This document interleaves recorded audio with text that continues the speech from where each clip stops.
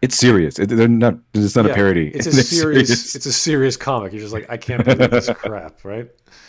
Okay. Good evening, folks. Thanks for tuning in again. We're looking at a video that's oldie but goodie, almost a million views on YouTube, by the creator AT Chat. So big YouTuber for Star Wars stuff. And I'm going to have to say he's a big defender of The Last Jedi just by watching a bit of this video. Burn him on the stake. It is the most flowery language you might have heard.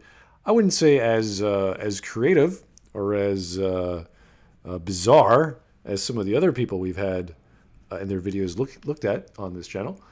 But wow, it's up there with subjective viewpoints and tinted lenses and all sorts of other colorful things. So, The Last Jedi. How can we ever stop this well? It just never runs dry. It just keeps coming up. It's endless. It's endless. People will die defending this movie forever. It's all they have left. There's nothing left in recent memory that they can latch on to, except maybe The Mandalorian, but I almost think it's an act of defiance. Everyone knows it's a horrible, horrible movie, but they can't stand that it's a horrible, horrible movie because they like Rey, or they like that it enhances or furthers the Reylo thing, so they'll defend it no matter what. yeah, the Reylo thing where Rey feels so alone, she'll reach out to anyone, including a mass murderer, just because. Bravo, Rey. Bravo. Fantastic character development. Why could we think of Also, a wonderful character like that? is this actually a lightsaber duel? Because the lightsabers don't actually touch. Well, that's the beauty of the title, because it's not a lightsaber duel. No actual lightsabers fought, aside from a flashback where they touched once. There's a matrix. Yeah. There's a matrix move, and Luke brushes off laser fire like that's all you got. Yeah, that's about all the action you get out of that scene, really. So he's gonna talk about it for 15 minutes or 11 He's minutes. fighting a ghost. I'm not really sure this fight at all. He's swinging his lightsaber at something like a mirage or an illusion. I would have laughed if no one else could see this, like see Luke. And everyone's just wondering, like, what the fuck is like Kylo on right now? He's just off on there waving his lightsaber. He had too much of that blue milk. He's just really, He had the really green high. milk. He had the green milk. He's really, really high on that green milk sky. It's like liquid meth. Well, as long as he doesn't touch the internet gas, we're fine. Oh yeah, that's how Luke was commanding the Force on a planet he's never heard of or been to, and knew people were there. Thousands. Of Maybe light the years green away. milk is liquefied internet gas. Oh, now you're getting meta there. It seems like all Maybe these in the world of Star Wars, maybe it's force gas. Force gas. Oh, Experimental force gas. force milk. All right, before we start having fun, let's actually get video going. Oh, fun police.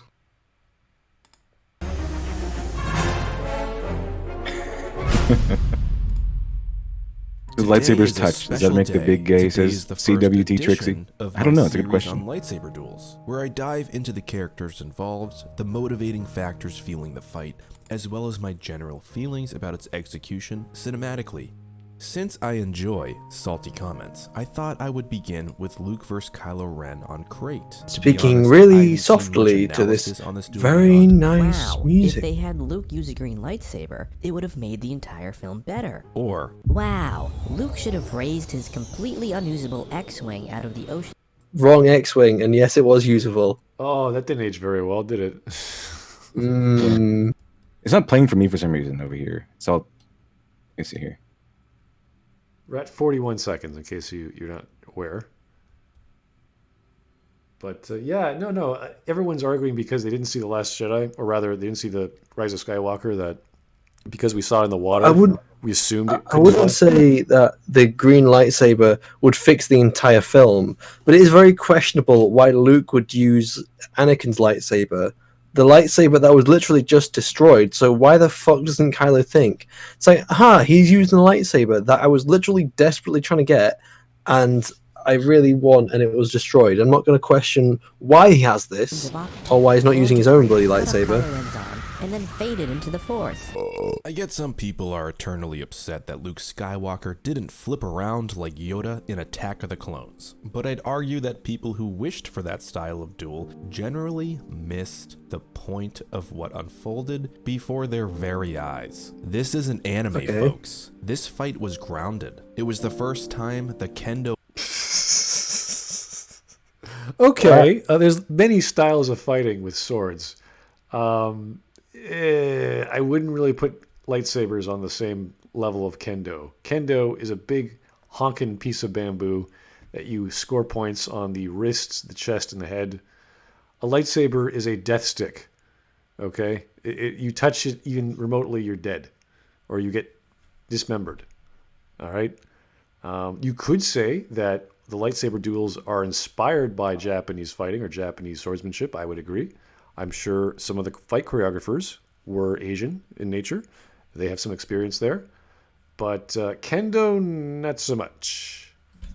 Can I just point out that it seems like he's being sponsored by Kendo? It's like, check out kendo.com if this fighting style sounds interesting.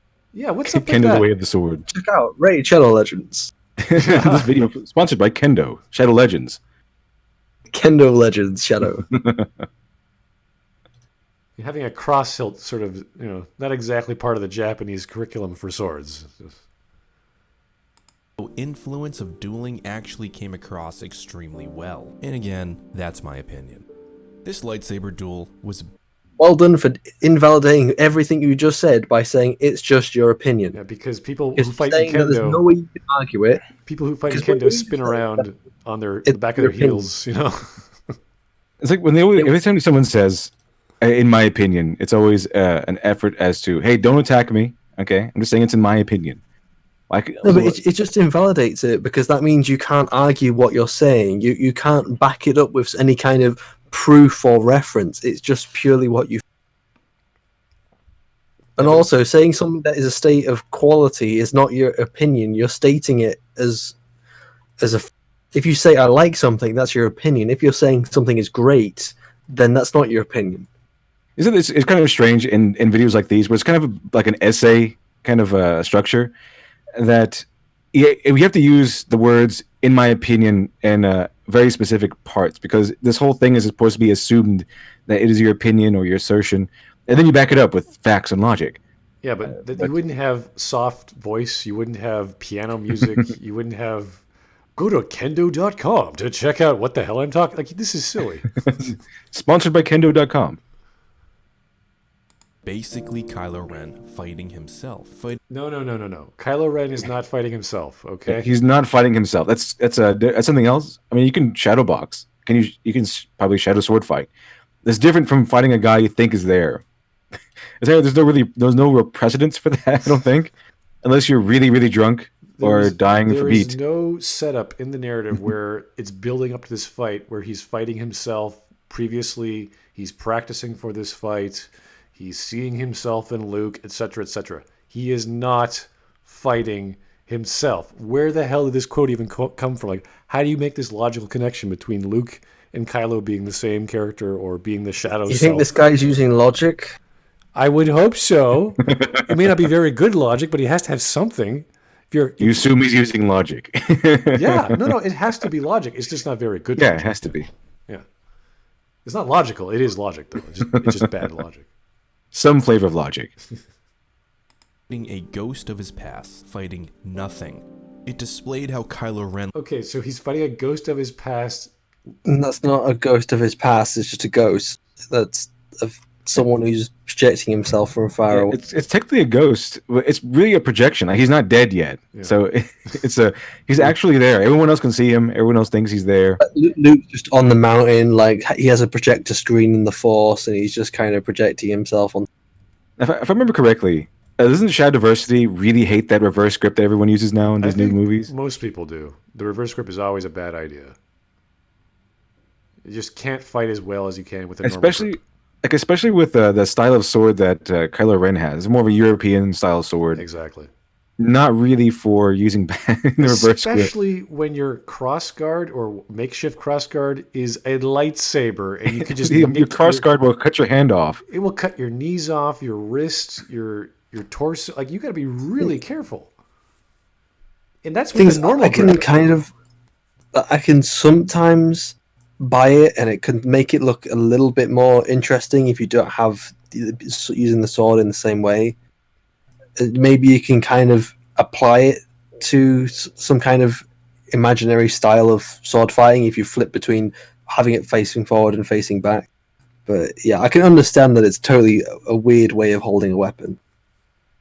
And everything I've learned from Kendo, it's more like it's less of getting engaged into a long, drawn-out battle, and more like finish the battle immediately. And it's especially if you look into the teachings of Masashi Miyamoto, he kind of revolutionized how to attack people and win fights in about one slash. That's even in common pop culture.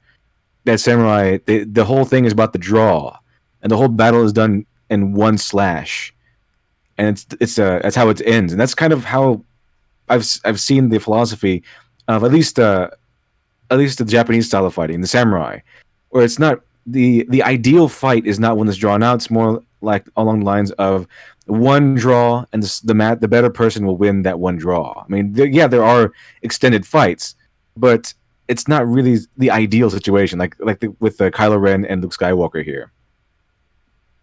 If you can even call this a fight, it's just this silly dance, and you're like, oh, okay, thanks, Exactly. thanks, Luke, that's great, bravo. There's an example with Masashi Miyamoto. One of his moves was to have his sword drawn at his side and have it take a few steps towards the enemy, as if they're thinking that they're not in a fight yet, and then in a blink of an eye, just instantly plunge his sword into their neck from one instant to the next. So it's about winning in one slash, or winning in one attack. Not really sure why it's so important that we realize that Kylo Ren is using Kendo to fight himself. I don't know. Doesn't make any sense. I need to see Kendo stances. I need to see Kendo. Like, show me Kendo, sir, and then let's look at Kylo Ren here. Then we can say yes or no. He just says, it's like Kendo, and this is my opinion. You're like, you're wrong. Please back up your statements.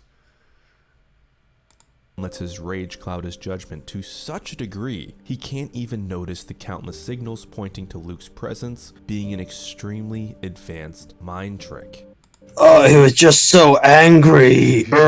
Even if he had his anger cloud his judgment, it doesn't mean he's fighting himself, though. He's still fighting some guy that he sees in front of him. It is a questionable thing for Kylo not to sense a physical presence, because again, he's one with he's people who are Force sensitive can sense these things, so it is kind of strange.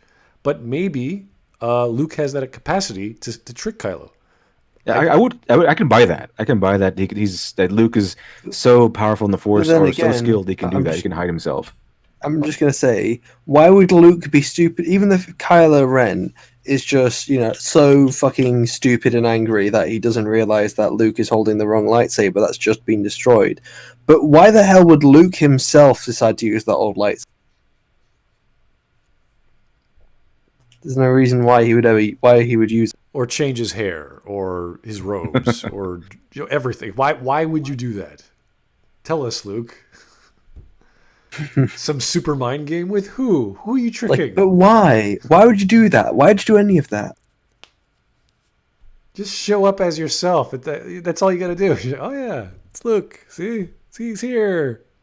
In fact, wouldn't you want him to look different so that it's like, oh, time has passed. He's actually really here. He's old and weathered, or whatever. Not exactly the way he remembers him. Like, this is getting kind of deja vu-ish. What the hell's going on here? Something's amiss. No, I'm too angry. I'm blinded by my rage. Of course you are. He's so angry. He's just so angry. He can't just realize, hey, this guy's from my memory. But he's not. The thing is, it would be one thing if he was hallucinating Luke at this moment, and he's just drunkenly fighting the air. But he's not. Considering he project his dad into the physical world and cast shadows and have gravity, and have his dad hug him or touch his cheek, and now he feels like that's an amazing power, Kylo. Are you sure you're not hallucinating Luke right now? That'd be pretty cool. Imagine that was Luke's power. He was not actually there. He was just tricking everyone in the room as well as everyone outside. It's just a really intense Jedi mind trick. You're just mind tricking everyone from the galaxy. That would make a heck of a lot more sense than the crap we saw. making dice. Okay, so he projects himself, and then he gives dice to Leia, and it's his old self, and he's using the wrong lightsaber that's been missing forever, and then it got destroyed, and then like he dies for no reason. He commits forced suicide. The power forced suicide is now canon. If I remember correctly, isn't Ashoka Tano use the reverse grip? Yes. Yeah. Yeah, but she doesn't have a crossguard that can cut her hands off. That's why it's so weird with Kylo Ren when he uses reverse grip. It's also Galen Ursa, not Galen. The fuck Oh yeah, Galen Starkiller does it too. But Yeah, again, Starkiller. he doesn't have a crossguard that can cut off his hands. Right. So it's really interesting that Kylo Ren chooses to do that. Right. With Ahsoka Tano, she has two swords, so her style is like, okay, I'm doing two different things, and the lunges and what Well, in I think the way they explain it, or not explain in the series itself, but expanded material, is that the shorter Shoto blade is for like quick blocking, or the very short attacks and quick blocking, while the other blade is used for like mostly the attack, and so that's kind of the primary one, and it's also quite a flexible, so like lots of acrobatic style as well. Right. I guess you have to get close. The official term of Luke's force projection, even if it's from Legends, is called simul futurus. And I know, it sounds like something That sounds from made Harry up. Potter, but in this adaptation, the use kills the user. And yes, this is foreshadowed in the first Force Bond with Kylo Ren. No, it's not. Is it? No, it's not. Is it? It really isn't. He's talking about if you did this, the Force would kill you. And if that's the case, then the person doing it would have died, which is Snoke. But he didn't die from that. He did it 3 times. He's fine. But apparently... Yeah, And he's wasn't Snoke connecting them?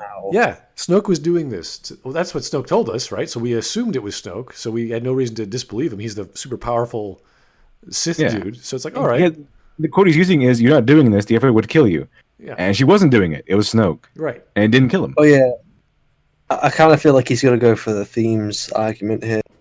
Why would there be a move like this that does nothing? It just projects your image across wherever, Yeah, and that has a develop- definitive death How sentence. do you train? How do you train to do this ability? Because once you do it, you're dead. The only possible use we'd have You for just this die. is to communicate long distances, but you would need visual aid. You would need to physically be there in this weird projection. That's a terrible way to communicate because again, you die. They're really desperate, really desperate. Really Better keep desperate. this information Look, to I'm somebody. really desperate to talk to you. So what I'm going to do is I'm going to kill myself. I trained to do this ability if it kills me. But How I'm come all just, these weird communication powers are all? Why are they all lethal? Like if Kylo Ren says, "Hey Rey, if you did this, 'cause I know you're not, but if you did, it would kill you. Force Skype will kill you. Projecting yourself across the universe kills you. Why is the Force killing everybody all of a sudden? Just for talking to people. Why would you take a break? The Take a Force breath. Like keeps slow people down. Like, just communicating. calm down, man. You've done what you could. Chill out. It's like no. I want the dice. I keep thinking about that dice, man. Another 10 minutes. I can do this. Like no. You're good. The ruse is over. They figured it out. It's okay. Stop the dice. No, I'm good. I don't think it was the lethality that should have been really foreshadowed, but the ability to project yourself across the universe anyway. Like that ability itself needed to be foreshadowed because that's what everyone was like angry about. Like, how come Luke Skywalker can suddenly do this? Since when can people do this? Force project themselves across the universe. There was no hint of it in the movies. Yeah, you had Force ghosts, but no project yourself across the universe and then die. Yeah, that Force, that weird, funny Force, just doing all these things we've never seen before. And just for the sake of the plot. Awesome. So no, it's not foreshadowing. I think we can pretty much rule that out. Yeah. But back to the fight. On the opposite side of this, Luke Skywalker has chosen to use a force technique knowing that it would end his life. But it's all How would he know that? but how do you learn that ability? That's the strange thing about it. How does he know? I could see the Force. Being overexertion of yourself in the Force. Maybe that kills you because you overexert yourself in the Force. But why does it? Like if you don't run till you die. You run till you have to eventually stop and you fall over, and maybe if you run so hard you'll fall asleep. But if you keep the the exertion from you running, you're not just going to keep going till you die. Yeah. So why doesn't he just fall over The and thing that collapse would and fall happen asleep first? is you'd get a heart attack, and that would kill you because you push your body so far. Your heart's trying to keep up. It keeps being told to do so. But even then, you're going to fall asleep before you're going to get a heart attack from running. Well, I don't know exactly what the force power does to you to cause a heart attack, so we have to assume it's a heart attack. There's no other bodily function I can think of. Exertion. If it causes damage, then it has to be some kind of physical. Like, overexerting yourself in the force could kill you. But why is this technique so demanding on the body that it kills you? What makes this technique so powerful? Oh, you can launch lightning out your fingers. You can lift things with your fucking mind. You can do mind tricks on people. You could jump 50 feet in the fucking air. You can fly. You can do so many things. Force pull. Take out pull or drag a spaceship out of a swamp. But projecting yourself across the universe, that is too much. Oh, that's what kills you. Maybe that's yeah. why Again, John Bishop. That's what I said. How did someone record this technique? They did it, and then that was it. How did they record this technique? Did someone do it and dictate it to someone before dying? Yeah, is it always a definitive death sentence? What good is that technique if it always kills you? And why is it so demanding on the body? Why does it kill you? What's so draining about this move? Yeah, and why would the Jedi develop it? They would never create something like this. The way the two ways I can see it again is it causes some kind of physical exertion, or it's something to like maybe you have like a force bar like you do in a video game. If it works by the force bar, it's going to be, you're not going to die. It's not going to put any kind of exertion on you. You're just going to run out of force, and it's going to run out, and you can't do the ability more until it regenerates. Or if it's the physical exertion, again, you're probably not going to die from that. You'll probably just collapse from the exertion before. Maybe you'll get a bit heavy in the breath, and you'll like run a mile. The worst I can think of is a heart attack, maybe an aneurysm, maybe a stroke, like something which really causes internal stress, which is not controlled by the autonomic nervous system. I think the real reason why he died is because they wanted to kill Luke Skywalker. They just wanted to kill Luke Skywalker off. That's the real reason. No. The real reason that they want to subvert your expectation. You didn't expect them to kill Luke in a random force call. What? How they killed Luke in the second movie of the Star Wars trilogy, not the third movie? Like would make most sense and give you the most dramatic impact? Of course not. The only way I could maybe see it is that it's not an ability to communicate, but an ability to literally end your life. And maybe the Force gives you some kind of, I don't know, a chance to say goodbye before you die. So like, oh, see, I'm going to pay Force, I want to die. It's like, okay, do you want to call a friend before you die? It's like, oh, sure, I'll do that. Yeah, your abilities just go crank up for like 2 minutes, and you can do almost anything. Great. Okay, there you go. You got 2 minutes, buddy. I could buy that, but again, we have to be told that. We have to be shown that. If you'd have to be done like right in a certain sense. Yeah, and this you can't just do it. Things have to be explained. This is not a technique the Jedi would ever record or ever do. Like this is like no, you can record it. Like it's impossible to record. Yeah, but it's for even if somehow someone recorded it, it would be forbidden. It would be like forgotten and thrown away, right? So yes, because it would be fucking stupid. Exactly. Yeah. Don't use this Force ability because you'll die. Exactly. Also a necessary evil because there was no way for him to get off Crate. Oh, Crate? What are you talking about, Crate? He was on Octo. You messed up there, sir. Okay. We'll let that slide. But again, X-Wing. Oops. Episode 9. Haha. And using this technique would ensure that no harm would come to his nephew. Luke Skywalker has no intent to harm Ben Solo at all, and that's extremely important. But he doesn't care about saving him either. He says, "Oh, you here to save me?" He's like, "Nah, I'm not here to do that. I'm not here to save you." Is it that Batman Begins sort of logic? I'm not going to kill you, but that doesn't mean I have to save you either. Very heroic, Luke. He couldn't hurt him if he wanted to. He did this. Like that's a sense of desire. Is that I might have the reason why you turned against everyone because Well, I try to kill you in your sleep, but I'm not here to save you because you're a jerk. That's essentially what happened there. Also, Someone Luke said he Skywalker. could have hitched a ride on Snoke's private escape shuttle. You could apparently anyone can get a hold of that and activate it and drive it. Just anywhere, you just you could find it under You a could- rock. They didn't have to have like Luke have his X-wing underwater. He could have just had his X-wing just left there, and that would. The reason why it's in the water is because Ryan wrote it to be in the water. He can, not that he knows how to redraft, but redrafting is a thing. You can rewrite your story to make it fit better, which Yeah, but second probably drafts something takes that work. That's what I need. And let's be clear, this is all because Kylo wanted to fight him. Kylo didn't have to. He says, "Everyone stop! I'm going down there." It's like, oh, okay. But even then, he didn't want to fight him. He thought, "Okay, I want all the guns to fire on that." Yeah, exactly. It didn't work. He's like, "I don't know. What do we do? Just sit here? I don't know. What do you want to do, Kylo?" I'm going down there.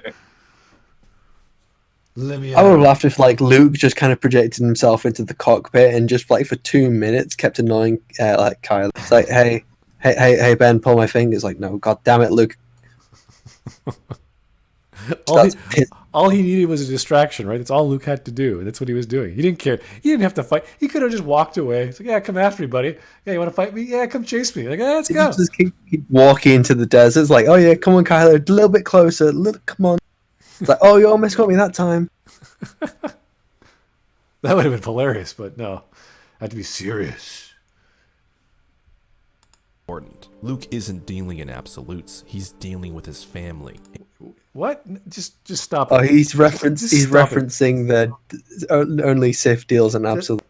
Just that's stupid. That has He's nothing referencing that. nothing to do with anything.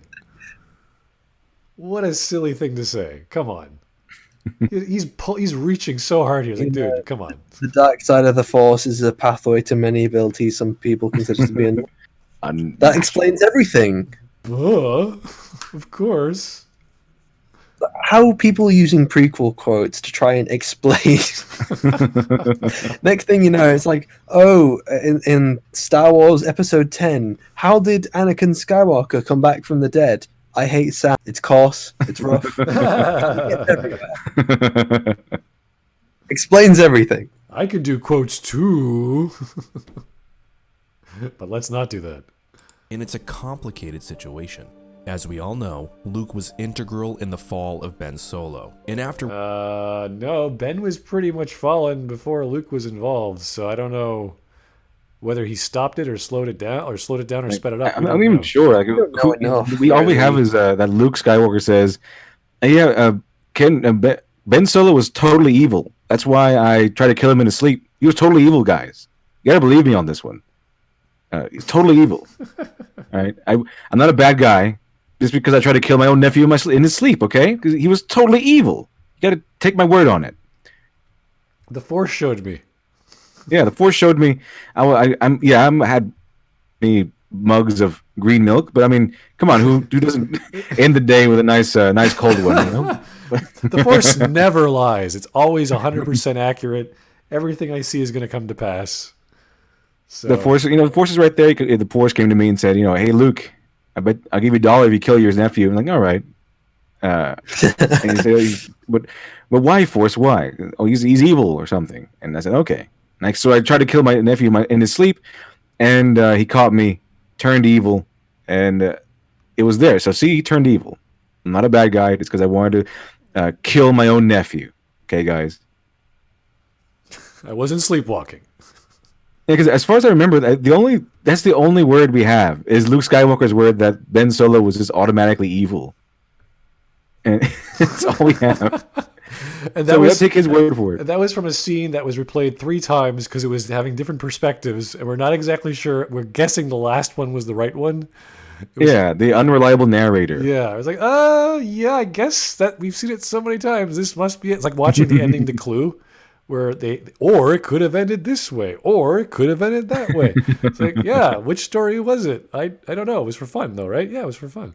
This one, it's like, I guess. Thanks, Rian Johnson.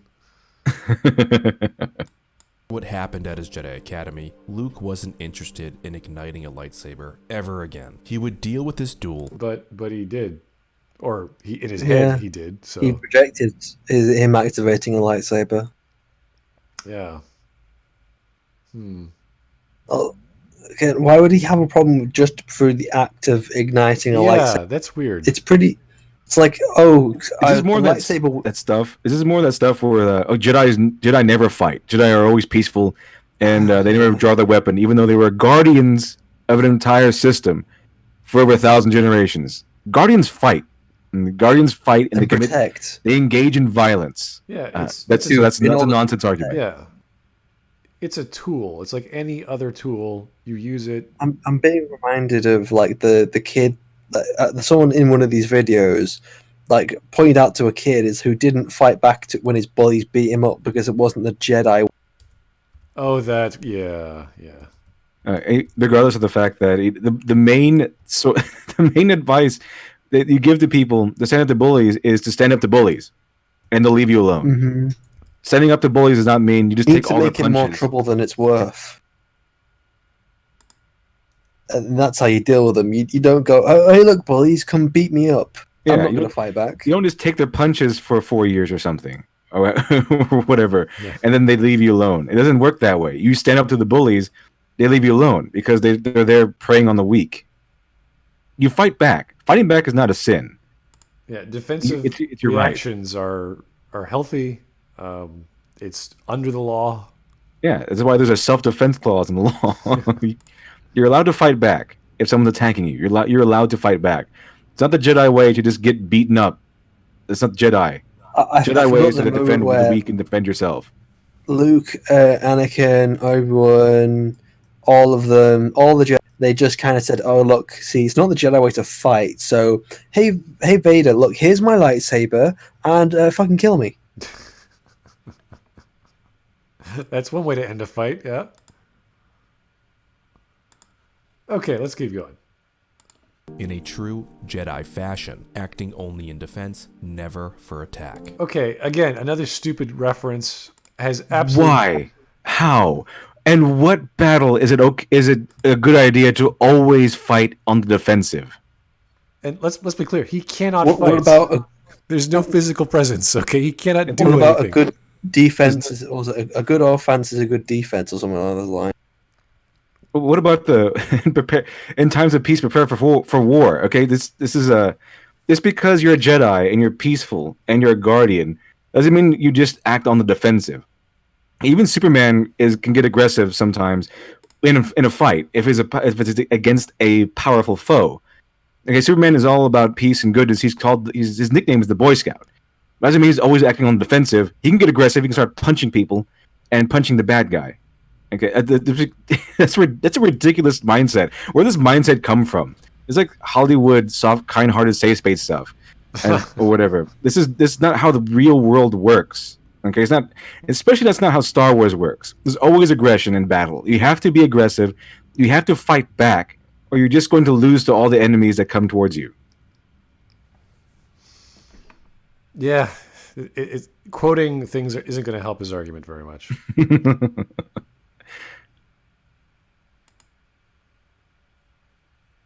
Like, show us the precedents for The imagery as Kylo like show us where in the movies we've seen is just taking punches and fighting strictly defensively the Jedi way. Can you show us where that is? Where that's stated? Pretty sure that's not in the Clone If it was Wars. something like so that, where is it? then Jedi would use shields rather than lightsabers. Yeah. A shield that can Like defend Captain against America or lightsaber is nothing but defense. If I can't remember correct me if I'm wrong here, but didn't Ben Kenobi or Obi-Wan Kenobi, didn't he strike back at Darth Vader during their duel? And he was an old man. Mm-hmm. I'm pretty sure that's an act of aggression. That's fighting back. That's an attack. If he's fighting purely defensively, he would just be blocking attacks. But he didn't. There was not. Yeah, I can't think of I one forgot single Obi-Wan instance Kenobi where. defensively killed General Grievous. That's another good point. So I can't think of one single instance in the Star Wars movies, not a single one, where a Jedi is supposed to just fight strictly defensively. That's not how they fight. That's something this guy made up. Yeah. Also remember that Obi-Wan is a master of one of the styles of fighting, which is purely defensive, and he does a lot of attacks. So It's almost like attacking is part of fighting or something. yeah. Wow. What about Yoda, the Jedi Grand Master, the one who heads the council? Remember his fight with the what's his name? Dooku. Dooku, yeah, Dooku. He was pretty aggressive in that fight, if I remember. Where was that wasn't defensive flipping around and attacking Dooku. that was aggressive flipping around and attacking Dooku. So what I need now is an example where it states definitively that the Jedi are just supposed to take punches, die where they stand, and just fight defensively. Mr. Kendo Master. Yeah, Kendo. Here we go. Kendo.com. Kylo Ren departs his shuttle, and Luke gazes on is stunning. It's stunning. The VFX wise this looks incredibly real. It does look incredible. And the unfortunate thing about it is that there's so many VFX artists that poured so much work into this. And ultimately, the work they've put into it amounts to a big pile of shit. I think if you watch SF Debris, I always bring up SF Debris because I really like his style of critique. But he covers Voyager a lot. That's one of the things that made him, give him notoriety, was his coverage of Voyager. But he mentioned this too, that unfortunately for the special effects people and the music people, they always have to be they always have to be spot on. While the writers can kind of kick back and sip on champagne or whatever, and they can pump out a nonsense script and still get paid. Mm-hmm. But the special effects people and the music people, all the other people who put the episode together, they have to be spot on 100% of the time. Yeah, it's very much kind of like a Transformers movie where like Michael Bay doesn't put any effort into making any of his Transformers movies. He just kind of shits it all out, and then it's all up to the visual effects to try and make sense of it and make the actual movie. If you got an $80 million budget just for special effects, yeah, you could probably do that. But there's like paying all the actors, Mark Wahlberg, all these other dudes that have high salaries. So yeah, it's a big production to make a big glitzy whatever, and especially when you have Disney money behind making Star Wars, it's like, oh, I could spend money on practical effects. I could reshoot 30,000 times. I could take a break for 2 minutes or 20 minutes or maybe 2 hours. Everyone gets coffee. You can do all sorts of crazy things on set, and that's exactly what Rian Johnson did. We're only 2 minutes in. Yeah, let's keep going. Probably some of the finest visual effects and cinematography out of a Star Wars ever. The ground is decimated with white and red. Okay, I'll just reference the way they use visual effects. I'll compare the way they use CGI compared to the prequels. Obviously, in the prequels, there's, especially in episode 1 and 2, there's lots of visual effects that don't quite hold up. But if you look at the way they use visual effects and the way they use special effects, there's a lot of vision behind it. There's a lot of imagination between how the shots are working and how everything is moving. But there is so little imagination behind and vision behind any of the sequel trilogy. So you look, the best example I can think of is the Battle of Coruscant. While it is, you can like shit on, how you shouldn't open a movie with purely action and all that. We're not discussing that right now. We're purely from visual and cinematography level. The way they use CGI and cinematography in the first battle scene is absolutely brilliant. Like the all one shot scene as it's going through all the ships, it looks fantastic. And that's because I think George Lucas has a vision of what an imagination. He has the imagination to think of the scene and the vision to realize how it can be made and how he wants it to be realized. But that's not what we get in the sequels at all. We get red sand beneath. The thing, just look at the cinematography. It's just slow pans, or it's or it's just a flat landscape, or it's just this, that, or the other, and it's not very imaginative at all.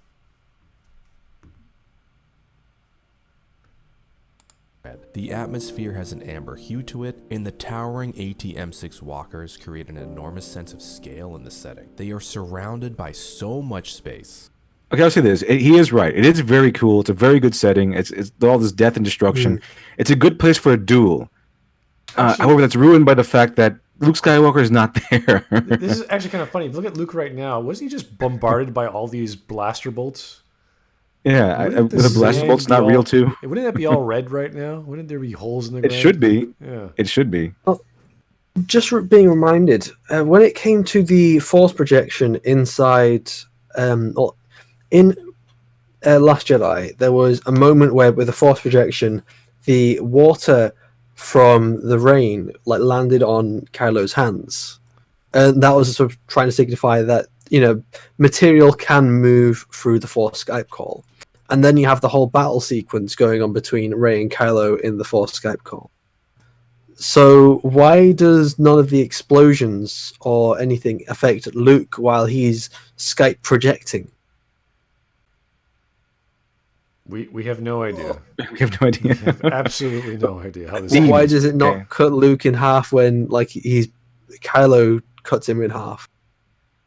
Because themes. Because themes. So take that.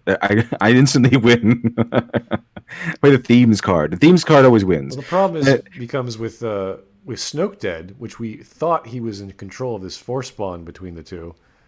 Now it's between the two. And it's like, oh, so now they're in control of the force bond? Isn't that supposed to kill them as Kylo predicted? So it's not going to kill them? So what's happening? They can just communicate across very large distances normally? Look, turn your brain off. Enjoy the film. They rolled a 20, and now they can just do whatever whenever they want. Okay, a DM said so, and where it takes place on Crate, which is a theme that Rian Johnson knew. Rian Johnson knew that he would split the fandom apart because he made this final fight, this climactic battle, on a literal world of salt. The planet is a thief. Okay. The planet is a theme. Uh, All right, Master DX, you've activated my themes card. Yeah, maybe a theme park for Star Wars theme, but not an actual storytelling theme. Right. But this is a small, intimate moment between It's intimate and small. Okay, sure. only the two of them. I find it interesting. And although Kylo and Luke are staring at each other, That was the statement. I find it interesting that he changes you think topics. You think they make it more meaningful by having them have a little discussion first? Like, why did you try to kill me in my sleep, Uncle Luke? I don't know.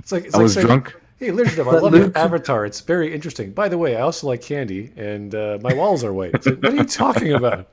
in this moment, why didn't Luke even just try to appeal to Kylo? He didn't even try. He could have said, Kylo, I admit I did something wrong, and you should come back with your family, and at least try.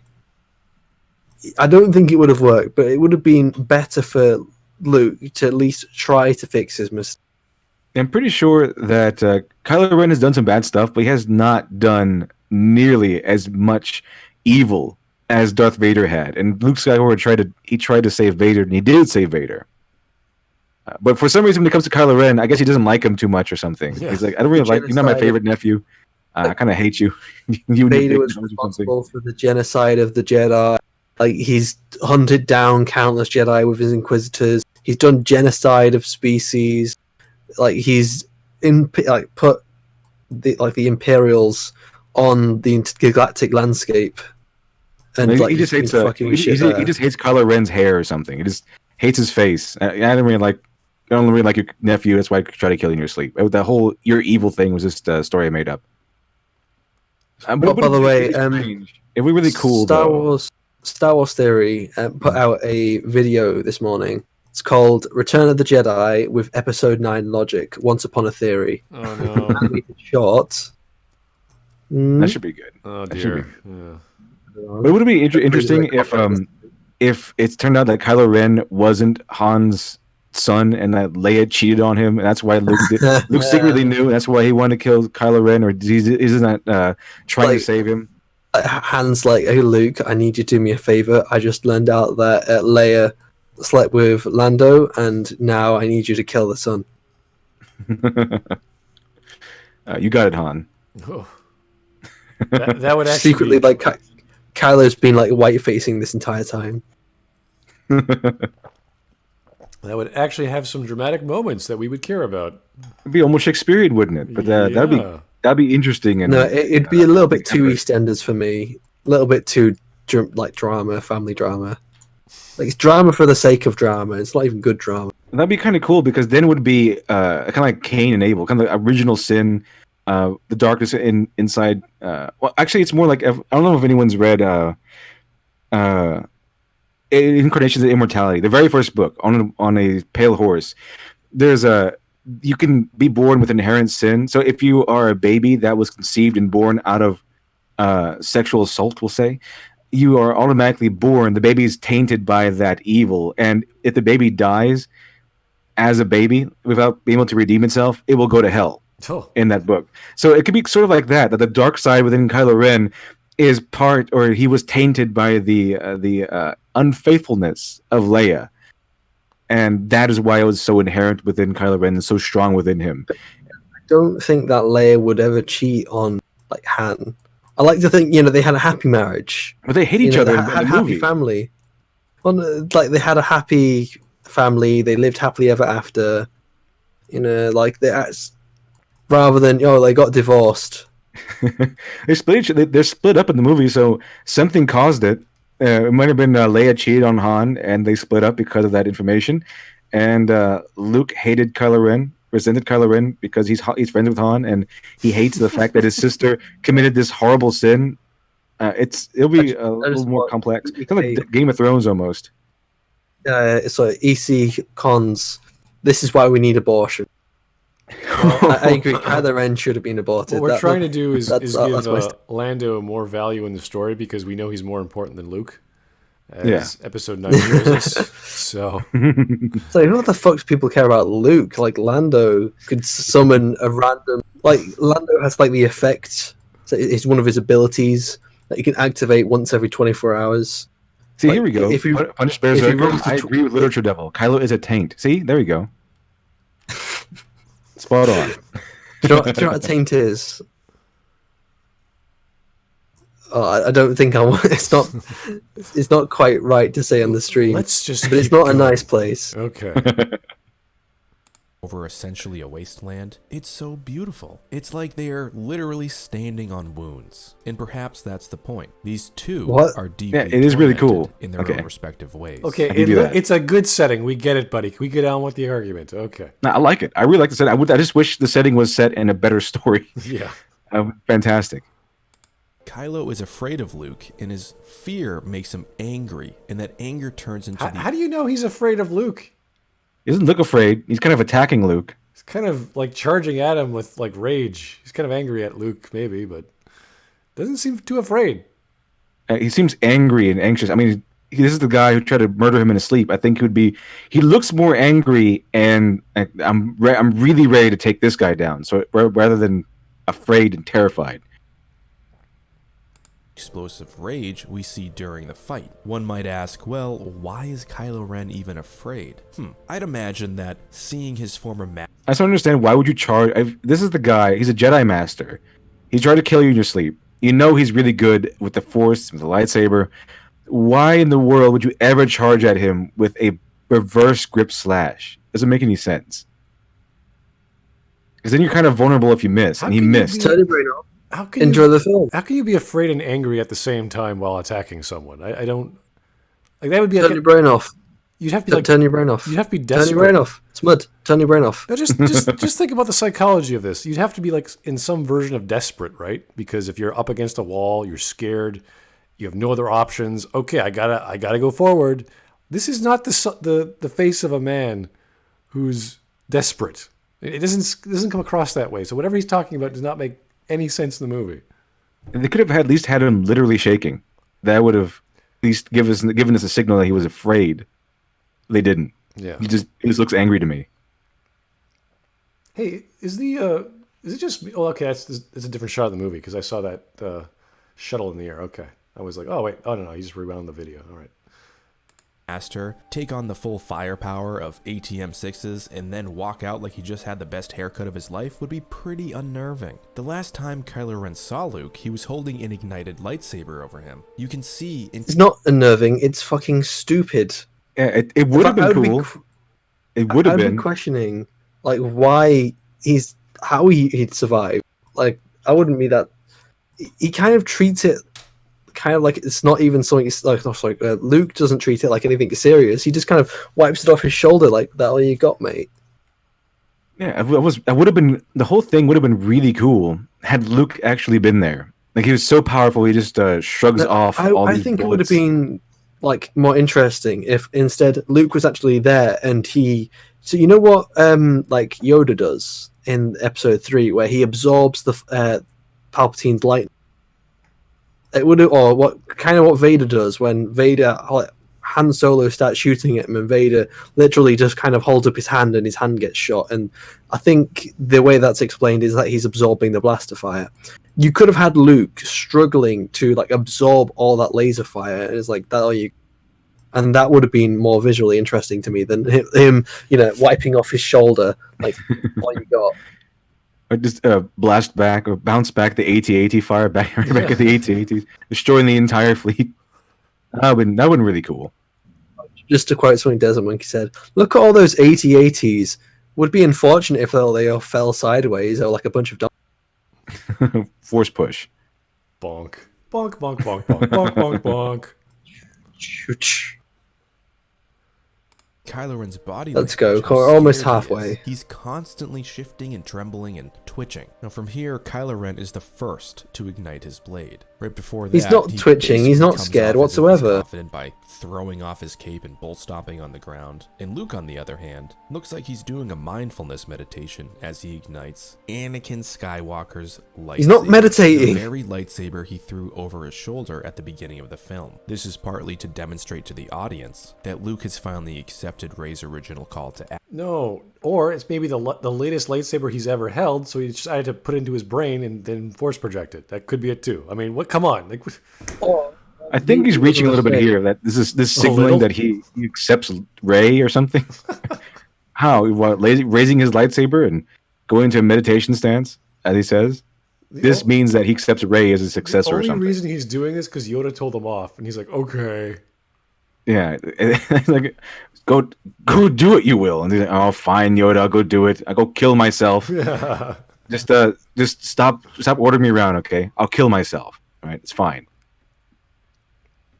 Action. She held out Anakin's lightsaber, and here is Luke now using it. And then the extra layer of context here is that Ben Solo just saw the very blade explode before his eyes. Again, Kylo Ren is unable to think clearly and rationally during this duel with Luke. Also, considering what Kylo... Could it be all that impossible for him to have another blue lightsaber? Maybe he's just so blinded by rage. I mean, there's lots of reasons we could explain that, but it is stupid of Kylo not to notice this. But yeah, it could be just be another lightsaber. It's like, yep. Kylo's just retarded, don't you understand? That's it. Yeah, that's the answer. That was a moron. He's a little bit special. I mean, we did learn in episode The Rise of Skywalker that Luke had another lightsaber. It just happened to be a different color. But he could have just as easily had another blue lightsaber in that hut somewhere. Yeah, it's like all these lightsabers just lying around. Oh yeah, this is my friends. This is my sisters. This is some other. He could have picked up Leia's lightsaber, and that he could have said, "Oh look, I'm going to force me back with this." But of course, that was a retcon from episode 9. Amazing writing. Writers working out other problems for other writers actually cause other problems in their work. It's amazing. Ren said in The Force Awakens about the blade being his property, Luke using it could be essentially a bit of a troll. After all, Luke can read Ben's mind to a certain degree. No. Where do you get this? So Luke is trolling now. Not only can he force project himself extremely far, he can read minds that far too. He's amazing. Lol. He can force troll. That's a new one. And while I'm at it, I'm gonna give myself a nice head of hair. Gonna clip my beard. Just imagine like Luke doing Rick rolls to like Kylo. Why didn't Luke just project himself shirtless in the six pack, like looking like he came out 300? Just why not? Fortnite dancing. Oh dear. He should have dabbed. Yeah, Like, when all the like the light, oh, sorry, the Blaster cannon bolts, fire yeah. like smashes down on the ground and it all clears, and Luke's just dabbing there. Dabbing and all those haters can't hit me. Dab off, dab off. Then he should have sang a Disney song and made it a proper Disney movie. Hi ho, it's off to work I go. I don't know. I'll make a man out of you, Kylo Ren. Luke does choose to project himself just in the right manner to get the maximum effect out of Kylo Ren, and that's according to Rian Johnson. Yeah, you know What? what? You know it's not according to Rian Johnson. This scene making sense. What is he talking about? How do you have the maximum effect? No, this is like this. There's no other effect that we could have done to drive Kylo out of his mind. How about Also, a flying whale coming crashing onto the ground? That would have blew his just mind. because someone's mentioned it in the comments. What's Yeah, that? so the thing is, the problem with Kylo being a fucking idiot and being blinded by rage is that it makes an incompetent villain, and an incompetent villain isn't a good villain, because how are they threatening to the protagonist if they're incompetent?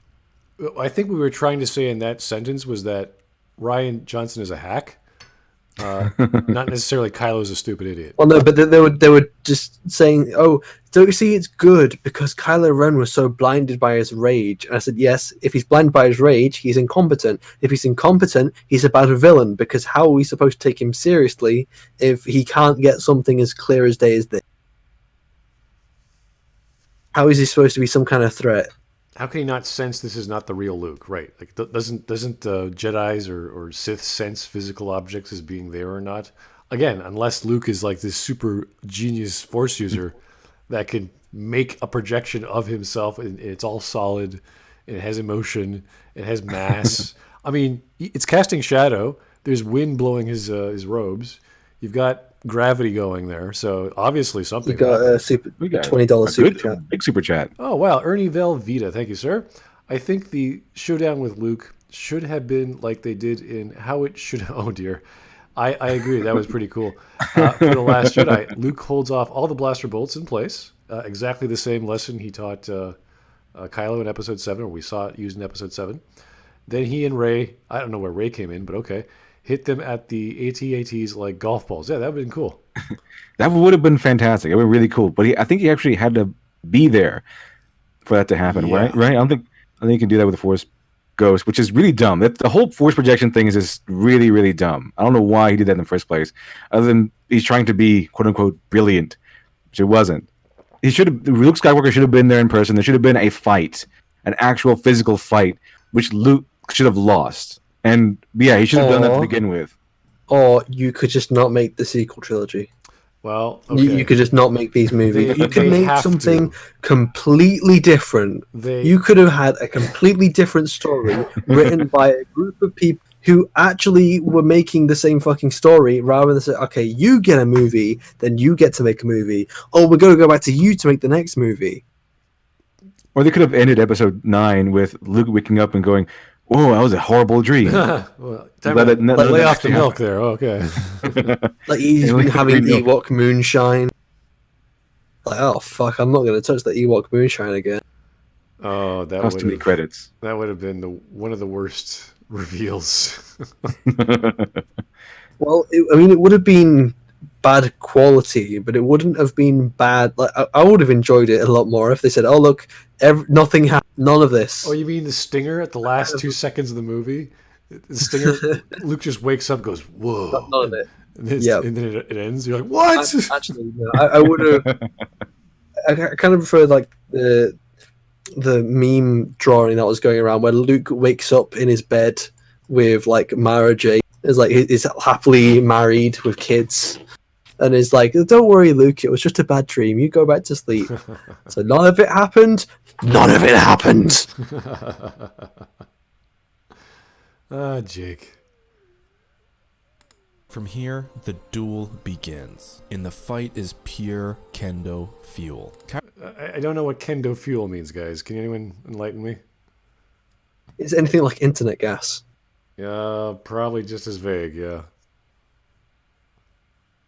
Kylo points his blade in the direction of his enemy Luke. It's almost as if Gee, thank you, Mr. Obvious. I didn't see that. It's great. I'm glad you clarified that. It's really good.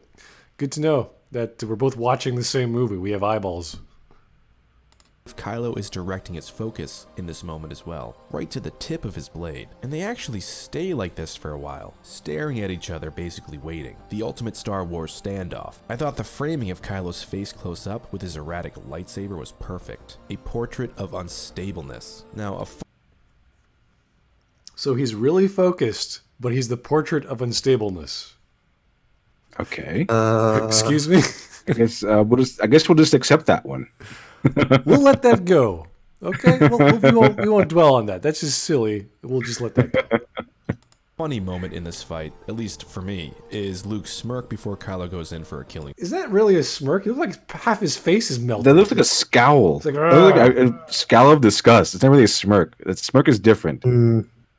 Like one side of his face is kind of like someone just like smacked it. The other side is normal. Like he's been, Maybe like he had a he's been in a stroke. brawl. He's got out of a bar fight. Came over to force protected himself from a bar fight.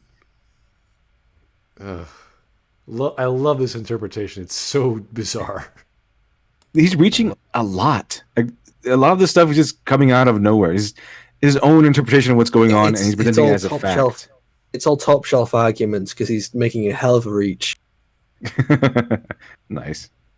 Oh, we see Kylo twist his heel on the salt, revealing the red beneath. My guess is Luke is thinking to himself that this young man has no idea what he's doing, has no idea why he's fighting, and basically, Luke is smirking because he's already won. As Kylo goes in for I don't think that's not going through his mind. Maybe he's trying to think, oh fuck, I'm really tired, I should go sleep.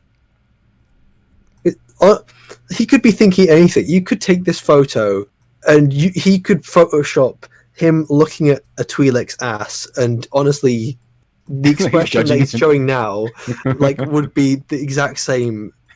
Like, you could put this expression to anything. That's Luke Skywalker's 7 out of 10 face.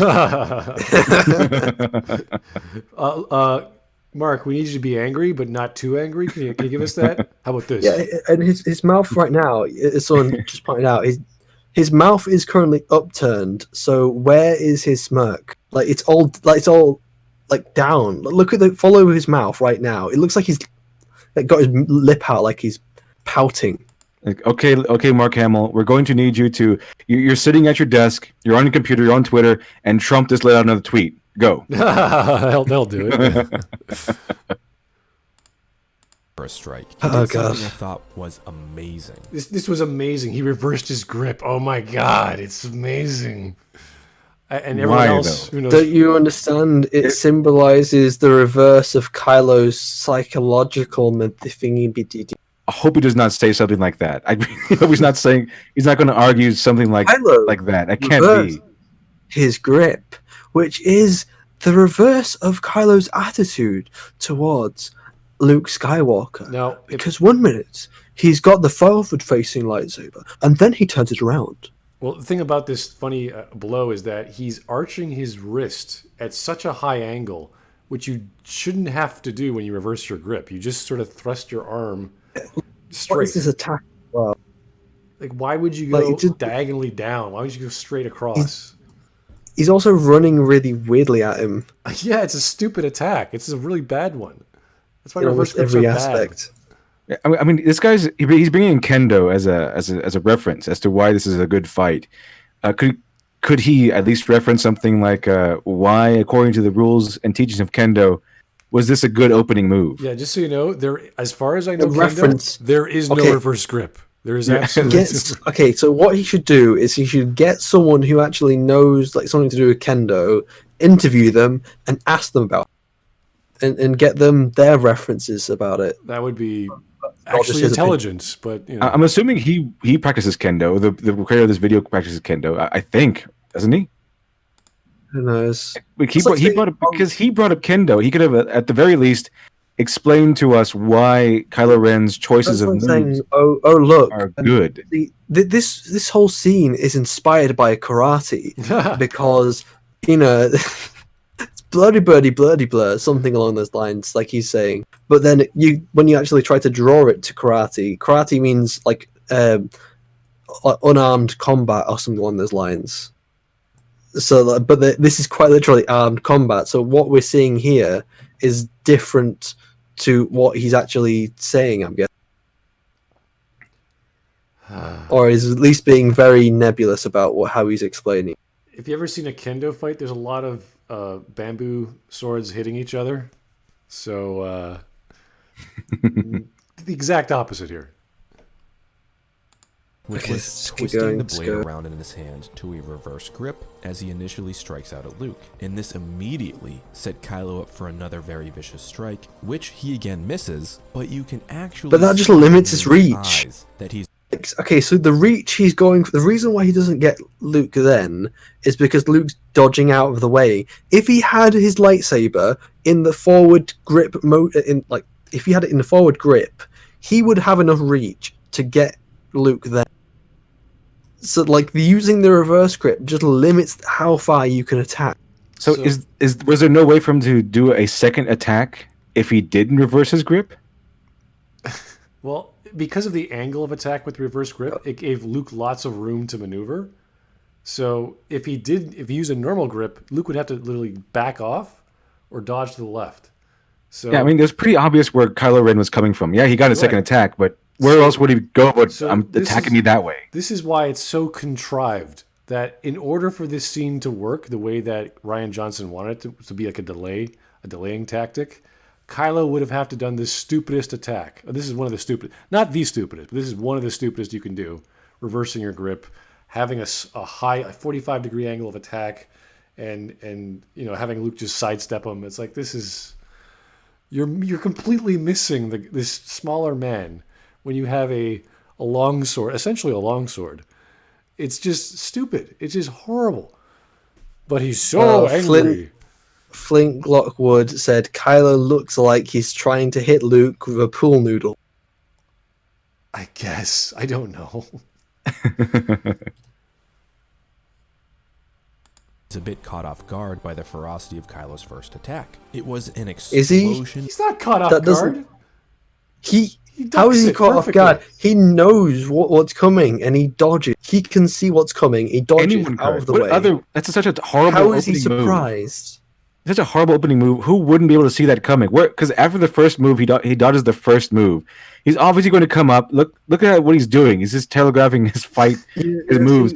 He's obviously preparing for an overhead strike. And has then a- after that, where else would he go? He has a big glowing red sword, okay? It's coming at a 45-degree angle near his head. Oh, I guess I could dodge to the left now. Yep, you can. Wow. Oh, he's going to This is swing horrible. in. This is why I need this master of Kendo who is speaking to us to Yeah. explain to me why this is a good opening move and why the opening to the second attack that Kylo Ren can produce is so good, even though it's so clear where he's going with it. Of movement and rage. And again, to bring this back to Kendo, Kendo is about high intensity attack, and you can very much see the influence in Kylo Ren's form. No, you can't. Where? Two guys with small little bamboo sticks is suddenly the same as a longsword? What? Even that clip he showed us, they were far more in control than Kylo Ren's wild, weird moves. What is he talking about? How does this have anything to do with Kendo? It's a totally different fight than what he showed. At the very least, he could show a clip where it's something like this, but he didn't because I probably couldn't find one. Exactly, because no one holds a reverse grip in Kendo. They're not this wild. After this, we see Luke similarly pivot on his heel, revealing to the audience that something is not right. I mean, to me, they won't do what Kylo Ren does because it's so easy to see him coming, especially not if you're going to go into competition and expect to win. Because to me, Kylo Ren's moves seem very amateur. I'm pretty sure anyone can see them coming, especially if you have a big glowing red sword in your hands. But on first viewing, you don't really get what's going on until the very end. Luke moves his heel, and there's no red. It's because it's moving toward the camera, you numbnut. Are you stupid? No. No. Okay, there's being stupid and there's being blind. I don't know which one he is here. maybe it's a combination. But if you know how optics works and you're dragging Also- something behind you, you can't see what's behind it. It doesn't look like he's dragging. It looks like his foot's just hovering. Like right now, it looks like he's because you can see his foot's like slightly off the ground, and you can see the shadow. Yeah, Let's keep going. Just keep going. Ignore his retarded argument. You could take that imagery in so many ways beyond the projection foreshadow. Luke not leaving any red scars behind on the ground could be a visual metaphor for his refusal to truly engage in a lightsaber duel. okay, but you just said he Themes. was engaging in a lightsaber duel. You're activating my themes card. He's bringing in themes to discard everything else. It's a good movie, guys. Because the Good movie. ground could be red when you move your heel, therefore it's a symbol for Luke not engaging in a lightsaber duel. What is he talking? Like what? I mean, this is really reaching. It could be this way out here trying to a sort of metaphor and symbol, or it could be just because Yeah. at the very least someone is trying to foreshadow these a force ghost or something like that. Additionally, Some this projection. part of the sand looks like a piece of concrete sticking out. That there's no Yeah, it sand. does. Yeah, it's just like he's just putting himself on a platform. That there is no blood, there is no sand, or there is no salt. So maybe that symbolizes his lack of desiring to be there. Because It could be like a Jesus sort of like a Jesus metaphor where he's like everyone else, mere mortals walk here and he leave behind red sand. He doesn't because he's Luke Skywalker, the Messiah of the galaxy. I hate these stupid arguments because it's like a 2-second scene of a guy moving his frickin' foot. You're like, oh, look at the meaning. And no, there's no meaning. Here Luke Skywalker twitches his eyebrow, which means X, Y, and Z. He was eating burritos for lunch. And here he's scowling. Here he's drinking milk, which is a huge metaphor for sexuality and contentness and returning all sorts of nonsense. Now, what he could have done here was talk about a kendo stance, if there is such a stance, but he didn't. So Yeah, he brought up Kendo. Where's all the Kendo comparisons and facts? I mean, give me some specifics here. Or why would you bring in Kendo if you're not going to specifically explain, oh, this is this move, this is that move, this is how this Kendo master did it this one time or something like that.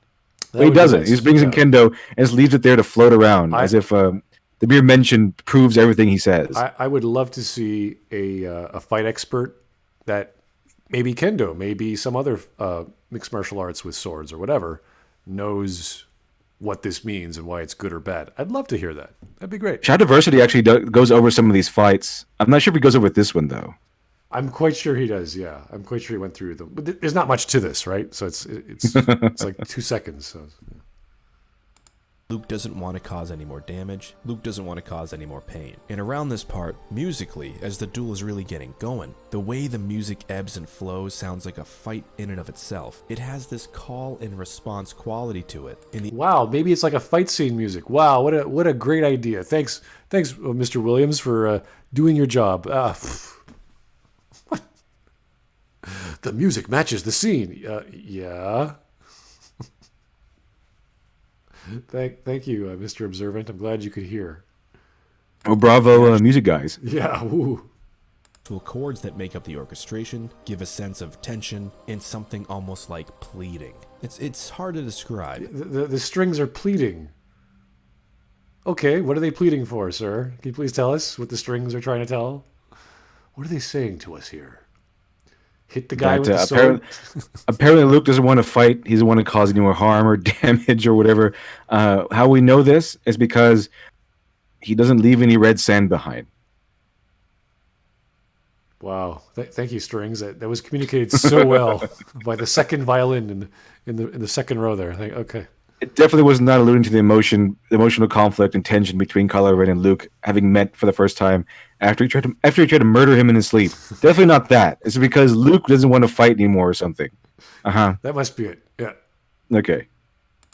And from here, Kylo reorients himself and goes in for another attack. And this section was very novel for a Star Wars film. Kylo Ren swings. Okay, when you put in slow motion, that looks really funny. Yeah. What is this? It's like some sort of it's a Matrix. At Luke trying to cut him in half. It looks cool when you go do this fast. When you do it slow, it looks kind of funny. He's trying to swings at him and whoop, And one going thing backwards now. I don't get is where does all this fire? Like, see all those little special effects coming off the sword? Looks like brimstone or whatever you call that. Yeah. Like, where does No, that? you don't get it. His lightsaber's unstable. It's got a fractured crystal. God knows why Kylo didn't just replace the fucking crystal. But why does that cause like things to come off it? I don't know. I think we've learned from episode 9 that Kylo is not one to replace anything. He'd rather piece back together his helmet than get a new one. So did Kylo Ren get really angry and he broke his fucking lightsaber crystal? Just put it back together Maybe somehow. he's like a hoarder. Force super glue. He keeps all his junk. He just has this giant room of junk. That's probably the one set of clothes he got. He just colored them black. He didn't want to get rid of them. And before Ren's blade even gets close to Luke, Luke is already preemptively avoiding the incoming lightsaber. It just Okay, he barely paused it misses there. the tip of his nose as we watch the blade go by in extreme slow motion. And just Yeah, but it doesn't matter because he's not there. There's no tension after you know he's not there. Like all these moves have been really cool had Luke actually physically been there, but he's not. So they're not. But apparently the dice are physical, but not Luke. He put a lot of effort into those dice, man. A lot. Himself, no big deal. Just as the blade clears Luke's head, Ren immediately brings down the saber so fast that Luke has to move his body in a way that looks supernatural. And yes, I It's so funny. That doesn't look supernatural. That looks unnatural. Slowing this down does this movie no favors. Yeah, because you can just see how weird it looks. You can also see, like, right now, if you, on the frame at least I'm on, there's a little moment where the motion blur has kind of fucked up the, the green screen, and you can see a little bit where, Luke's hand has been cut off. It looks very funny. It looks like he's about to drop kick the side of the screen. Like it's an action figure, like two people playing with action figures and just drag Luke to the side. You can see where his hand has been cut off slightly by the green screen, by the motion blur. Oh. know he's projecting himself, but you know what I mean. The way Luke dodges the lightsaber strikes is jaw-dropping. It's straight up... It's jaw-dropping. Oh my god, it's amazing. Can't believe it. That jaw-dropping. Yep. He's supposed to be a Force master, a Blows my master mind. of lightsaber. There's not really all that jaw-dropping. And I'd be expecting this sort of move from Luke Skywalker. Phenomenal. Never seen it before in my life. Good lord. He spins around. He does a 360. It's amazing. Okay, we get it. Points out how gifted he is as a Jedi and duelist. He can literally avoid anything. And it reminds me of the phrase, be... He's a force projection. Of course he can do that. He can literally avoid anything. It makes it really mundane and not cool that he can just, of course he can do that. He can do whatever he wants. He's a force projection. What a silly thing to say, considering he knows what's coming. Like, what a dumb... Like, it's not real, buddy. None of this is real. He's a really good fighter. He could do all these things. It's like, it's not real. You know that. Yeah, he would have had a point had Luke physically been there, but he's not. He's just a force projection. He can make his force projection do whatever he wants. He probably split himself into 3 different Lukes too, if he wanted to. Now he's going to quote Bruce Lee. Here we go. Because Bruce Lee, Jeet Kune Do completely translates to Kendo fighting and lightsaber. I don't know. Water, my friend. It's a Bruce Lee phrase. Yeah, that's Luke Skywalker in this battle, as Luke fully stands up after the previous attack. Well, I mean, it's easy to be water when you're a force projection. Be a force projection, my friends. Pretty sure Bruce Lee didn't have that option to just force project himself everywhere. The best fight is when you're not there. Like, oh, really? Yeah. attack, he now has tears in his eyes. And this is where that pleading aspect to the music comes into play. Did he force project those tears too? He would have to, because he's not physically there. So yeah. I'm willing to bet that's the part that killed him. Like if he didn't cry and force project his tears, he would have survived this. Oh yeah. Generate fluid. Oh, I don't know how to do that. No one taught me that. Don't worry. Just try. That did it. I can't stop. Can't they just admit this is a bad movie? And you can still like this movie. I don't care. But stop trying to defend it this hard. You're just reaching it out of nowhere, just pulling answers out of the ether. The fight is essentially over at this point for Luke. And I think Luke was legitimately disheartened at the depths of Kylo's rage towards him. It's here that we finally hear Luke tell Ben that he's failed him as a master, that he's sorry. And in that moment, in my first viewing of this movie, it was very emotional. For a lightsaber duel, this felt the most raw and... I can't really understand how they think all this subtle a metaphor and theme and emotion is this cleverly and expertly woven in to the same movie that had an entire section devoted to it on anti-capitalism, and where it turned to the camera and said directly to the audience, isn't capitalism and war bad? So you have this movie where it's just directly saying all this blunt stuff, and this is also the same movie you're expecting me to believe has all this clever metaphor woven in that you have to have videos to explain this. Because I'm not buying it. Because Luke is slightly crying. Because he's slightly crying and he can do weird things as a force projection. He's not leaving red sand behind. Intimate out of the entire saga for me. It felt the most real, I suppose, with the next runner-up being Luke vs. Darth Vader on the Death Star 2. Highly emotional duel as well. Kylo lashes out again here, stating how he will destroy everything. He will destroy Luke, the Resistance, Rey, all of it, and then Luke turns off his blade. My personal interpretation of this was that Luke could feel what was going on inside of Kylo's mind, the storm. I think Luke could sense Ben thinking about what he did to his own father and how it ripped him apart. I think he saw this as... Or he just listened to what he told him. Where is this? I can now read his mind. That's what I think he's doing. It's like, what? How? Why? When? And I think he was thinking this. Like, okay, yeah, maybe. Yeah, I think he even has to go so far as saying, in my personal interpretation is, because there's no real evidence. Yeah, no. That interpretation is just something that he personally felt, which is fine. It's not a definitive argument if there's no examples he can show as to, yes, this is the fact. It's basically just headcanon at that point. Like, no. It's my headcanon that this is why Luke did this and that. as his potential endpoint in this unorthodox duel. He reminds Ben that if he strikes him down in anger, he will always be with him, just like his father Han. And the second Luke says father, it immediately hits Kylo Ren like a bullet. He flinches, and Luke gazes on curious, and also realizing everything he has said is the absolute truth. It's here that Kylo goes in for that final killing blow, running so fast at his former master that after he swings right through him like it was nothing, he slides about a meter on the salt, revealing one long red line, one big scar. To me, it's a representation of the next death on Kylo's conscience, which is Luke. Kylo immediately... It's not a scar. It's not a scar. It's just salt. It's not a scar. This is a dumb thing to say because he thinks he just killed him. Because he's done this, knowing he's not real. What? It just, like, maybe he does think that, maybe in his head, but you know what? 2 seconds later, he doesn't, because he's not real. Why would you even have that as a commentary? Right now, he thinks he's killed Luke, and he thinks has a new scar in his life because he's killed someone, again, who he actively hates and wants to kill. And then 2 seconds later, nope, gotcha. Didn't kill me.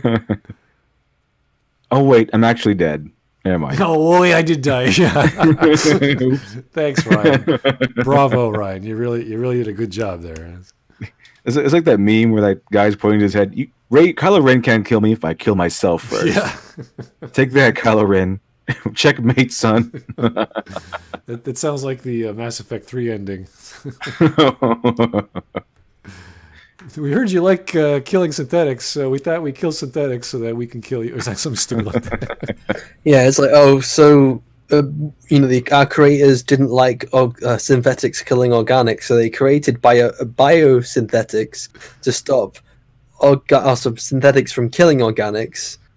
But then the biosynthetics turned against the organics to stop the synthetics destroying all organics, and they destroy synthetics and organics to stop the destruction of organic life. Yeah.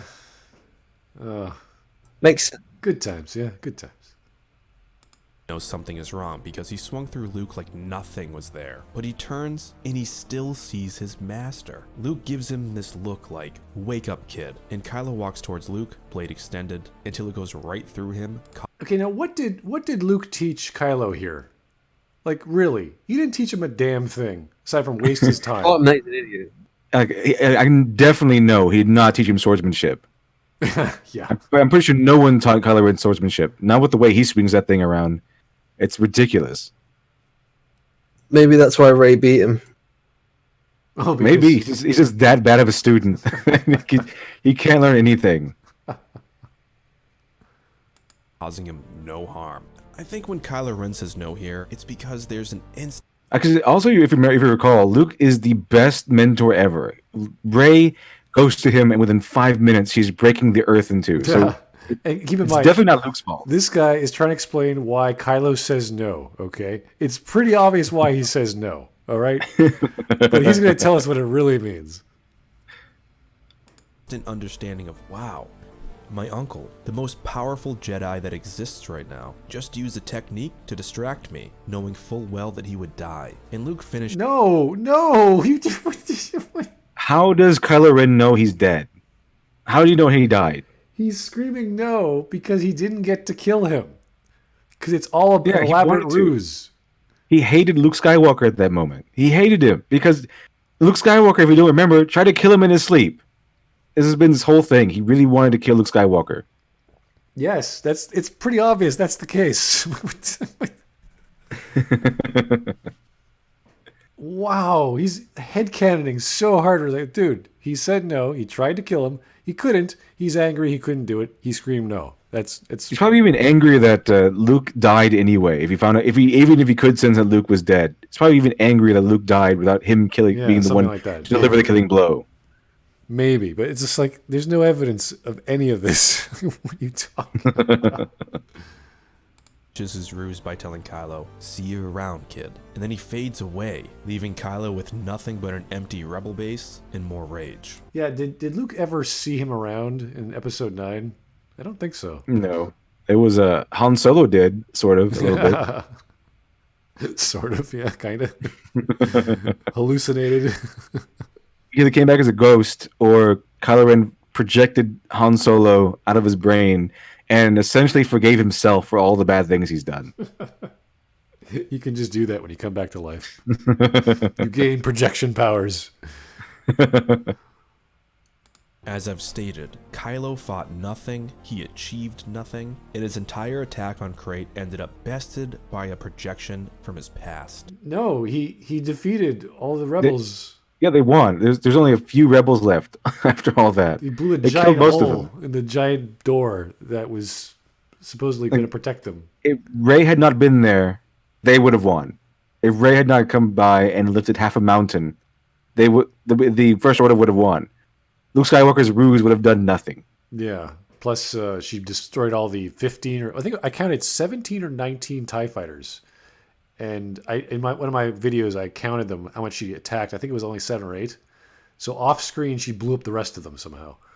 Well, I mean, she's Rey. She's awesome. Yeah. Of course she blew them up. But we don't have to really see She that. was triple shotting TIE fighters. Like, yeah, she'd probably take them all out. No problem. And on the other side of this, Luke fully redeems himself, helping out the Resistance and his sister, atoning for what he did to Ben Solo. How did he redeem himself? How? Drunken Mumble has it spot on. So no one achieved anything. This is the whole movie. That's a perfect metaphor for the last Jedi. It's a movie about no one achieving anything. I like the quote above that. You can't kill Luke Skywalker if I kill Luke Skywalker. Luke Skywalker. That's perfect. Perfect Luke Skywalker quote. Oh, that's great. While still trying to dispel some wisdom to his fallen apprentice before Oh, God, wisdom? He was chiding him the entire What time. wisdom? Quote us the wisdom he told him. Everything you said was wrong. Was wrong.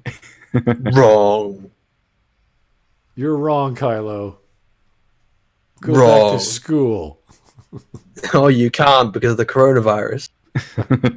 Oh, wait, you destroyed the school. Good job, Kylo. Yeah.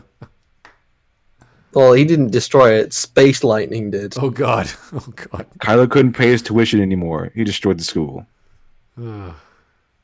Let's not use secondary sources here, guys. It's kind of sad.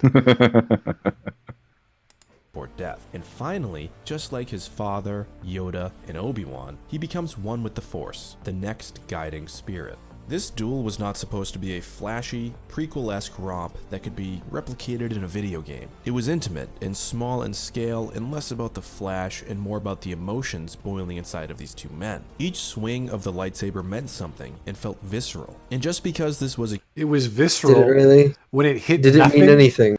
You know what visceral means? I'm quite sure it involves, things like flesh and things being torn apart. Visceral. Let's just see the definition of visceral. Relating to the viscera, okay. Relating to a deep inward feelings rather than to the intellect. Yeah, there certainly wasn't much intellect there. I don't know about deep inward feelings of Luke. Maybe just rage, as usual, from Kylo, but he always displays rage. So,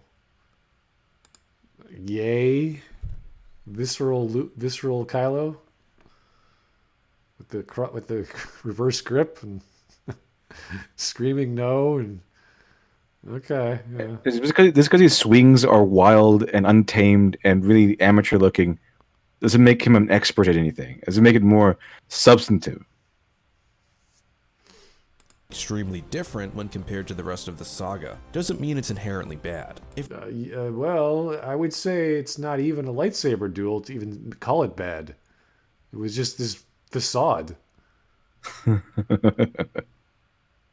Like, you can't compare apples and oranges. I'm sorry, but it's as a facade, I guess it was okay.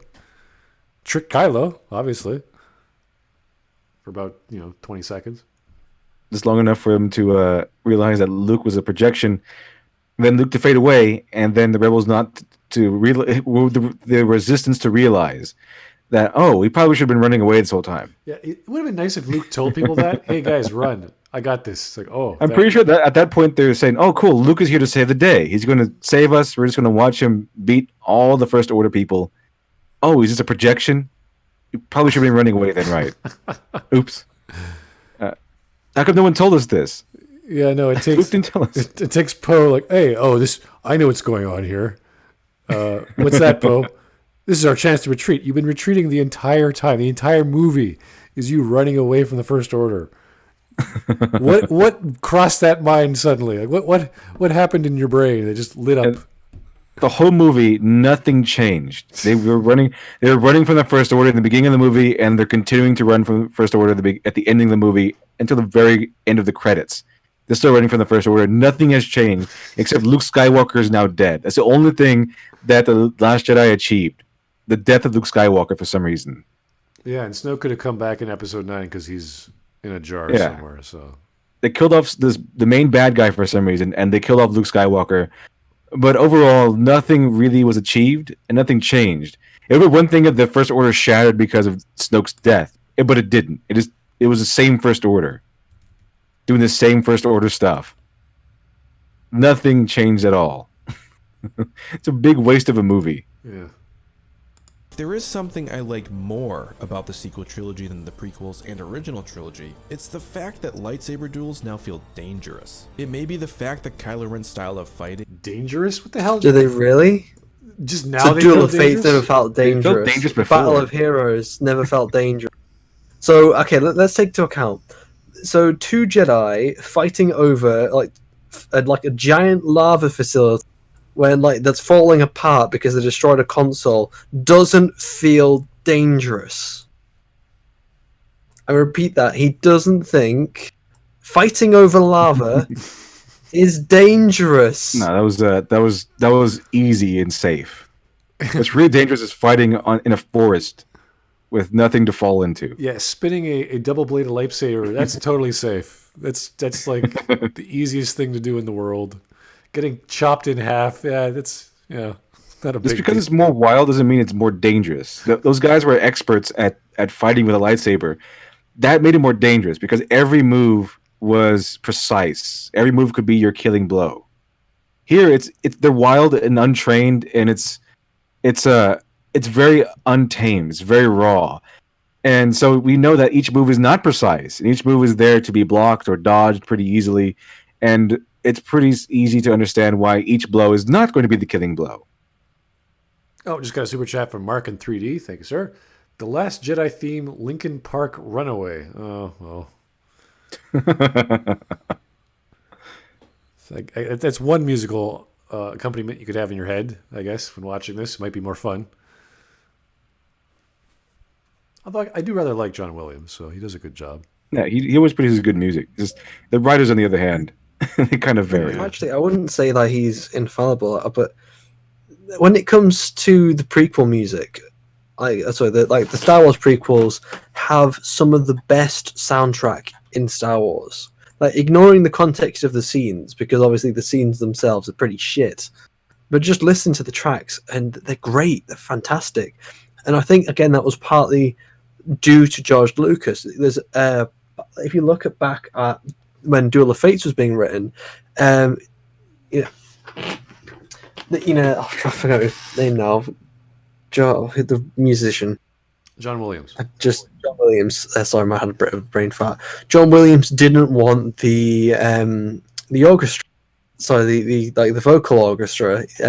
He just wanted the instruments. But George Lucas said, no, we're having the vocals because it sounds good. And thank now, Duel of Fates and a lot of the prequel music still have that vocal orchestra, and it sounds great. But when it comes to the sequels, it feels, again, very uninspired. It doesn't feel different. The only unique part of the soundtrack is Rey's theme. Yeah. Like the dun dun dun dun dun dun dun dun dun. I like that. Shame it wasn't for a better character. But that's the only unique and somewhat inspired track in the entirety of the sequels. Sadly, yeah. And even the actual fight scenes in space or the trenches on Crate, it's not even timed right. It's I don't remember there being music in the sequels, actually. it's there. It's redundant. It's this, like you've heard before in the original trilogy, and they just put it in there without timing it to action. Like if you watch the original trilogy, all the trench run, all the things that when the Millennium Falcon was dodging things, it's all timed. Like all the music, the crescendos, the orc hits, every time is an explosion. It all times up. It's very beautifully done. It doesn't happen in the sequel trilogy. And that was one of the. If you read the book from I can't remember the guy's name who wrote it. We talked about it a few streams ago. That's one of the things. The first things he talked about is the music, and that's one of the things he noticed that it's still John Williams. It's still a good music. It just doesn't work. It's not. It doesn't connect. It's not timed, which you should be doing when you edit your film. You time your sound effects, you time your music, you time everything. And that was one of the things, if you pay attention, is not done well in The Last Jedi. I'm not an expert at these things, but if someone can notice that and show it and point it out, it's like, yep, you're right. It's just a generic piece of music they threw in there. It's about overpowering people in high-speed strikes. Regardless of what it is, I love it. So this has been my deep dive into the duel between Luke and Kylo Ren on the planet Crate from The Last Jedi. What things did you... That is a horribly cut out Porg. What the heck Oh is my going god, that on is here? horribly cut out. Please like and subscribe because Porg, what? That's kind of... Thanks for watching part 1 of my Lightsaber Duel series. Please leave a like and subscribe to stay up to date on all the recent... Well, whatever it is, it's working because he has 900,000 views on this video, so... But I'm honestly not sure if anyone saying please like and subscribe has ever worked. Everyone does it. lots of YouTubers say, "Oh, go and subscribe." Oh, come on, or like. But I think people that's not really going to change anyone's mind. I think what's going to make people like the video or subscribe is the content itself. Yeah. Saying, "Oh, go like my video, please." Take away from this fight if you happen to enjoy it. The way The Last Jedi was made seems to allow for so many various interpretations. So like I say, because it was made a certain way, it's allowed for multiple interpretations. It's like, yeah, no. because it was so bland. You can interpret a blank canvas into many ways if you paint enough shit on it. The Last Jedi is pretty straightforward. Even when they try to be brainy and metaphorical, it's still straightforward. It's very blunt. Like I said, they turn to the camera and say, "Did you know that capitalism is bad? Did you know that war is bad?" That's the subtlety you can expect from The Last Jedi. All this subtle, complex metaphors being cleverly sewn into things. I highly doubt it. I highly doubt it. Oh, the red on the planet of Krayt is supposed to represent the scarring of Kylo's soul. I don't think it does. I don't think it does. I think they just did that because it looks cool. I think so too, yeah. And everyone was wearing those red jackets or red gowns, like even Poe and Finn, like in the posters. And yeah, they did. I was like, "What is that red motif thing? Why are they wearing this giant bathrobe that's red? Like, what's going on there?" And it represents the salt on the planet that gets pushed aside. It's like, okay. Strange. Right here. And if you didn't like the duel, perfectly okay. But I hope there was something I mentioned that might... So if no one's wrong or right, does that mean if you say 2 + 2 is 5, that means, like, is that perfectly acceptable to someone saying, "Oh, 2 + 2 is 4"? If there's no wrongs and rights. Well, I'm glad he enjoyed it, because now we have more insight into these people's minds, or at least this guy's mind, that he will invent anything just because he liked the movie, and he'll try and rationalize it with the dumbest possible. Like, it's Kendo. As you can see from this random 3-second clip of Kendo, it looks like Kendo. It's like, did you watch this? Kendo. Star Wars: The Last Kendo. When you mentioned that he tried to justify this whole scene with using Kendo, I thought he was going to be pulling out all kinds of terms and techniques and showing examples of, here's what this Kendo master did. Yeah. This was his beliefs, his philosophy. Pulling out quotes and philosophies from different Kendo masters in the past, all that sort of stuff. Maybe even going back to the rules of ancient Japan. That's all that stuff. The samurai, Bushido, all that stuff. But he didn't. He just dropped the word Kendo and expected that to explain everything.